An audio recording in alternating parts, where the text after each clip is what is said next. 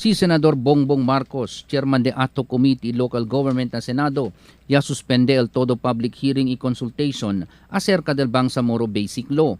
El suspension del hearing y consultation y anuncia después sa manambus el 600 miembro del Moro Islamic Liberation Front o MILF na munisipyo de Mama Sapano, Maguindanao con el mga miyembro del Special Action Force del Philippine National Police. El ambush resulta na 39 muerto na lao del pulis, incluido el 6 opisyal, 5 na lao del MILF. Na report parece, el Moro Islamic Liberation Front ya captura 8 pulis, incluido el miyembro del CIDG. Asigun con Police Chief Superintendent Edgar Basbas, el Special Action Force man deploy el National Headquarters para aresta con Maket Zulkifli Binhir, aka Marwan, un terorista te esconde na kampo del MILF na Tucanalipaw. Na press release di Bongbong Marcos, él habla debe darle clarificación el MILF sobre con el suceso.